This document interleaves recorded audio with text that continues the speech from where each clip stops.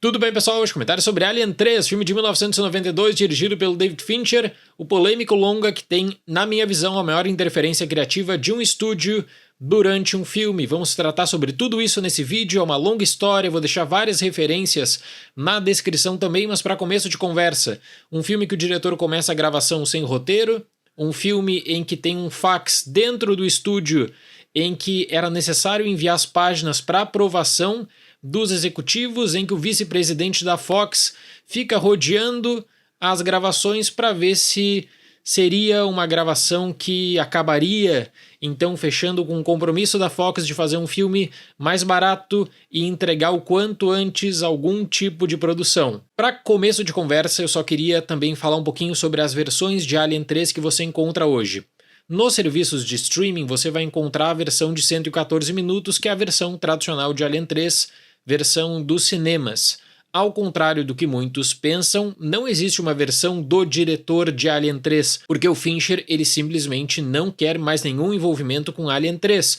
Então o que aconteceu? Em 2003, quando estava sendo preparado aquela edição em DVD especial dos 4 filmes da franquia Alien, o segundo filme, Aliens, que eu já comentei aqui no canal, o James Cameron tinha feito a sua versão do diretor, e em 2003 o Ridley Scott foi chamado, assim como o Fincher e o Jean-Pierre Jeunet, que dirigiu Alien 4, também tinham sido chamados para suas versões, então, em que a Fox até garantiria algum tipo de financiamento para fechar com efeitos, etc. No caso do Fincher, ele não aceitou, então ele pulou, ele não participou também no material de Alien 3, o documentário, as entrevistas, e nós temos ainda assim, em 2003, o lançamento da chamada Assembly Cut. A Assembly Cut de 2003 foi lançada com supervisão do produtor Charles de Lauserica, em que ele tentava, pelo menos, adicionar um material que tinha em conta que o Fincher tinha gravado e que gostaria de colocar no cinema. Porque, para piorar o caso, depois de Alien 3 estar completo, depois de tanto caos e tantas refilmagens, a Fox ordenou o corte de material porque o filme obrigatoriamente teria que estar abaixo das 2 horas de duração para ter maior impacto nas salas. De antemão, se você conseguir pegar a Assembly Cut de Alien 3, eu recomendo, é um filme que ele tem muito mais conteúdo e esse conteúdo adicional torna histórias paralelas melhores quanto à religião, quanto a objetivos e especialmente na conclusão. Vamos falar do contexto? Porque a Fox pensou no terceiro filme logo depois de Aliens. Então já em 1987 existiam projetos correndo para Alien 3. Um primeiro desejo seria o retorno do Ridley Scott. Um outro plano mencionado era de gravar Alien 3 junto de Alien 4, pensando numa formatação da franquia do seguinte tipo. Em Alien 3, a Sigourney Weaver faria apenas uma pequena participação e ela voltaria como protagonista para Alien 4 para meio que colocar um ponto final na franquia, que seria aquele filme de resolução. Com isso, o Dwayne Hicks, que tinha sido apresentado em Alien, seria o protagonista de Alien 3. Esse projeto acabou correndo por 6 meses, era uma ideia discutida na Fox.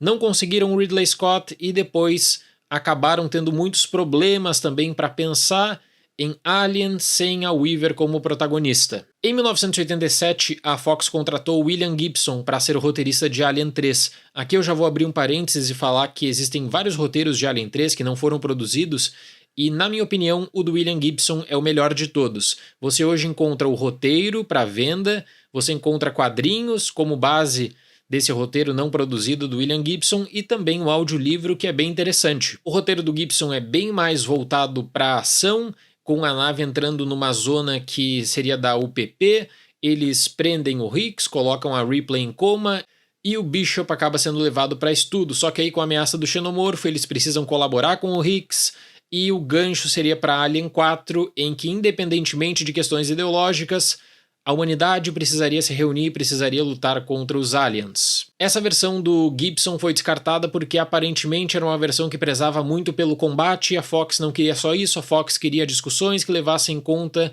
também temas recorrentes da franquia.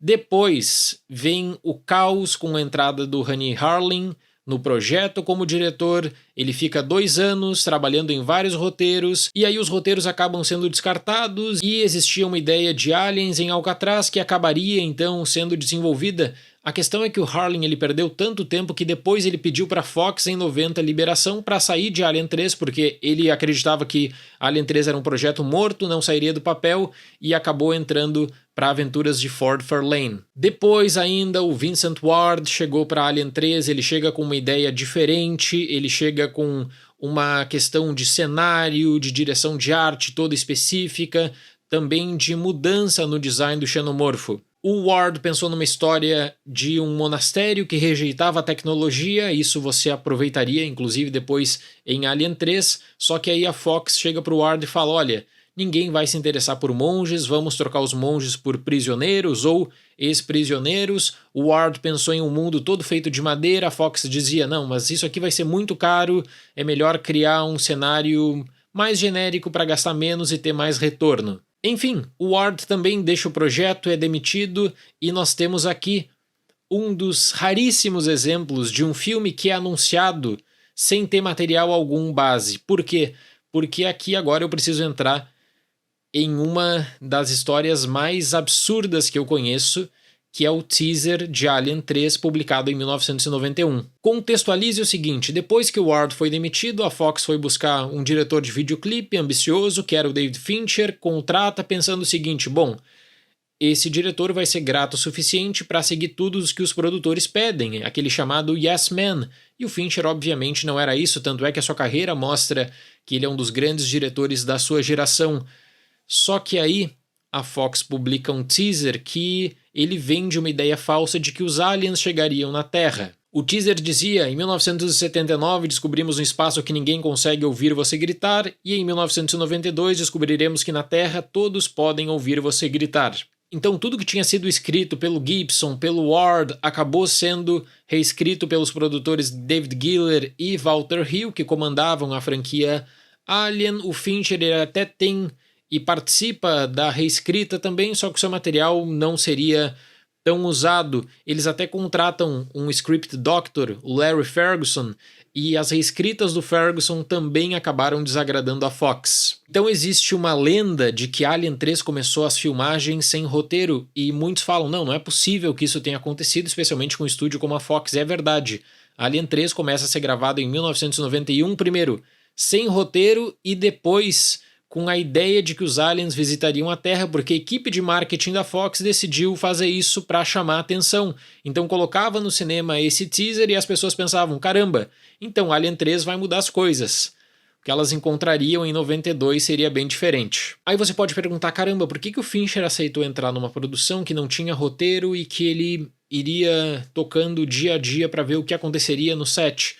Existem várias teorias, a principal delas, que faz todo sentido, é que por conta dessa indefinição na escrita do roteiro, Fincher pensava que ele teria maior independência nas rodagens, o que infelizmente não foi confirmado quando a Fox envia vários produtores para supervisionar o set para garantir que a Fox teria total controle do que estava sendo gravado e do que seria editado. Esse é o caso típico da interferência do estúdio, porque Alien 3 começa a produção com 7 milhões de dólares jogados no lixo, pelos roteiros que tinham sido descartados, por cenários descartados, por questões de efeitos que foram descartadas, porque o visual do Alien em Alien 3 seria diferente também, dependendo da base que seria seguida. Para você ter em conta o absurdo que nós estamos falando, chegou um período em que o vice-presidente da Fox, na época, o John Landau, ele circulava dentro do set e existia uma máquina de fax em que o produtor pegava o que seria gravado no dia seguinte e enviava para a Fox em Los Angeles, e a Fox em Los Angeles retornava com a página aprovada, então, do roteiro. Então Alien 3 é uma junção de vários retalhos de diferentes versões do roteiro desde 1987. Para quem é mais velho no compartilhamento de arquivos, eu me lembro que antes do lançamento da Assembly Cut tinham VHS rodando no Emule, antigo, glorioso Emule, com cópias VHS de cenas que não tinham sido utilizadas em Alien 3. Então o pessoal baixava, comparava, os fóruns também acabavam discutindo, e a mesma coisa acontecia que eu me lembro também com Apocalipse Now. E aí depois do lançamento da Assembly Cut dá pra notar, opa, Alien 3 tinha mais coisa pra tratar sobre religião, sobre o destino da Ripley, e os produtores pensaram numa versão de 2 horas, que seria uma versão que pra Fox faria sentido, buscando, quem sabe, maior visibilidade, maior bilheteria. Não interessa que eles enganaram o espectador em 91 prometendo aliens na Terra. Isso seria esquecido. Eu acredito que apesar de boas noções quanto a um combate sem armas, né, quanto à própria questão da religião, quanto ao confinamento e o drama pessoal da Ripley em meio a luto e desconfiança, o filme ele precisa se vincular com a franquia e esse é o maior problema. Nem o diretor e nem os produtores sabiam como fazer isso. Ripley, interpretada por Sigourney Weaver, é a única sobrevivente de um acidente que a leva ao planeta prisão Fiorina 161, habitado por criminosos que buscam se redimir de erros do passado pela fé. Ao descobrir que um xenomorfo está solta, ela une forças com prisioneiros para combatê-lo, enquanto nota que o caso pode atingir diretamente também sua própria vida. A ideia de Alien 3 era de fechar a trilogia, colocar um ponto final na saga e dar um ponto final também para tudo que estava acontecendo com a Ripley. Por que eles descartam Newt e Hicks? Essa é uma dúvida que acaba correndo muito também. Quanto ao Hicks, porque o plano original era de colocar ele como protagonista em Alien 3 e depois eles jogam esse plano fora para colocar de novo o filme que a Ripley tivesse o protagonismo e acabar com a saga. Quanto a Newt, por que não retorna em Alien 3? Porque a noção seria de que se você coloca uma criança de novo no filme em situação de vulnerabilidade, tudo que tinha sido desenvolvido quanto à proteção em Aliens precisaria ser refeito, então que o filme acabaria assim repetindo o longa do James Cameron seria redundante. Para criar algo novo, então somos apresentados a Ripley, que agora está profundamente abalada pela perda de Newt em um estado de desolação e luto. E para aquele mundo, além de ser a única mulher que aqueles homens seriam vistos em um longo tempo, também existe uma ambiguidade moral e desconfiança do poder da fé e dessa tal pregação coletiva. O longa dedica uma boa parte do tempo para situar a Ripley nesse cotidiano e nesse local também, e eu gosto dessa introdução. Eu considero que existem muitas coisas positivas em você situar o planeta prisão e mostrar um pouquinho dessa rotina e dessa busca pela redenção na fé. Ainda que na Assembly Cut você encontre muito mais material para desenvolver subplots. Para o ambiente hostil daquele local, a Ripley ficaria melhor isolada, fechada, trancada num quarto também. Tanto é que o personagem do Charles Dance, ele meio que oferece um ombro amigo e o longa não faz qualquer questão de criar coadjuvantes fortes, porque você tem essa imprevisibilidade, quem interessa mesmo é a Ripley. Tem pessoas que ela acha que ela pode confiar, tem pessoas que querem tirar proveito, que desconfiam dela. E essa parte inicial toda com a questão do xenomorfo rende uma das cenas mais memoráveis da franquia, com a icônica reação de Ripley, que acaba sendo usada posteriormente como uma grande marca de Alien. O grande problema de Alien 3 ocorre quando o longa ele precisa lidar com um desenvolvimento novo junto de uma tradição já da franquia. Vou dar um exemplo. No filme do Ridley Scott você tinha a questão da cooperação para um objetivo comum.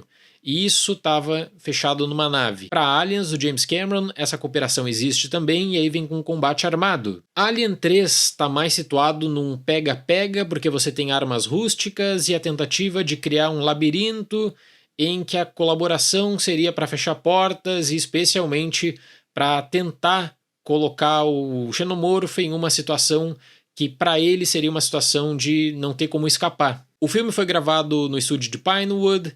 Eles tinham esse fax dentro do estúdio, né, para conseguir justamente tomar conta do que estava sendo feito e enviar para Los Angeles.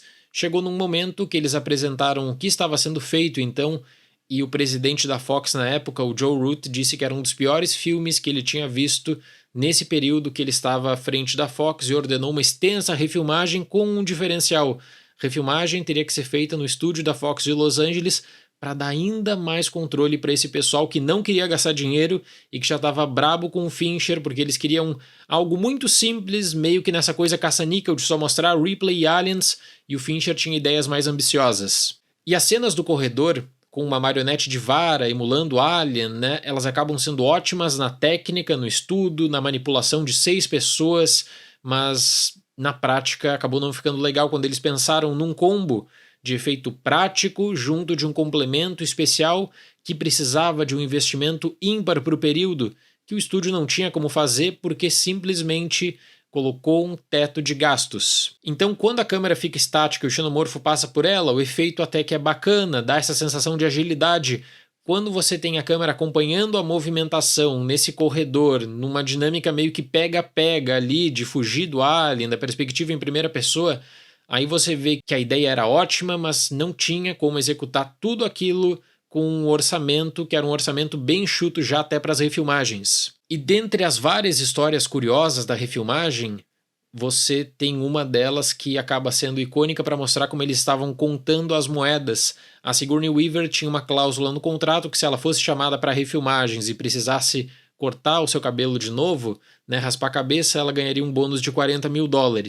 Chamaram a Sigourney Weaver, ela já foi para o estúdio pensando que ganharia esse bônus, quando a Fox decide interromper as filmagens por 12 dias para criar uma peruca para ela colocar, e aí essa peruca, né, foi usada para a regravação do final. Ao invés de pagar os $40 mil para ela, gastaram $16 mil na peruca, mais o atraso de alguns dias para justamente não dar esse bônus, para economizar dólares também da produção. O Alien 3 já não tem uma situação de combate boa, porque eles precisam criar um ciclo, né, de ameaça, mortes, e as pessoas precisam morrer a cada 5 minutos para você ver que está diminuindo o número de prisioneiros naquele local, que a ameaça é muito grave. Aí chega o ponto que eles precisam ainda misturar outra questão da franquia, que é a mega corporação. O que é feito na versão do cinema é esdrúxulo.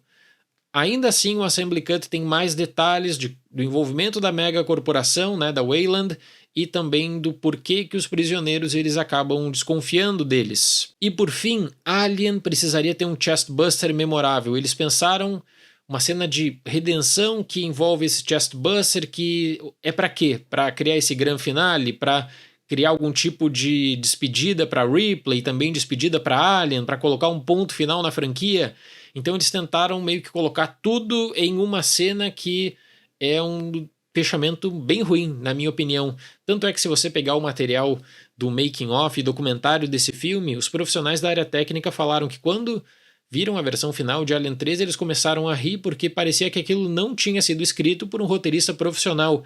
E realmente, são retalhos, né? São questões que você tem créditos de roteirista para os produtores também e para o script doctor, mas era uma coisa que era gravado num dia, a Fox conferia, mandava regravar, e o corte final o Fincher não teve qualquer controle. Eu gosto muito da introdução, acho o estabelecimento bem feito, só que aí quando chega para o cenário de combate e vinculação com o passado da franquia, o filme deixa ainda a desejar, e por mais que o Fincher odeie o resultado de Alien 3, eu vejo aqui uma discussão bem interessante quanto à perspectiva de luto, de isolamento, dessa tensão que existe dentro daquele local e daquela prisão, que traz para consideração também muitas questões de cunho moral. Para Alien 3, eu dou nota 6. Agora, o Assembly Cut, sem dúvida alguma, é muito melhor. Sem dúvida alguma, é a minha recomendação também. Eu deixei várias referências na descrição desse vídeo para quem quer mais conteúdo, tem livros, tem documentários. É um daqueles casos de interferência que Hollywood coloca como, né, um fato histórico. Se você quer ter uma interferência extrema de um filme, olhe para o que foi feito em Alien 3. O diretor ele não teve controle de nada.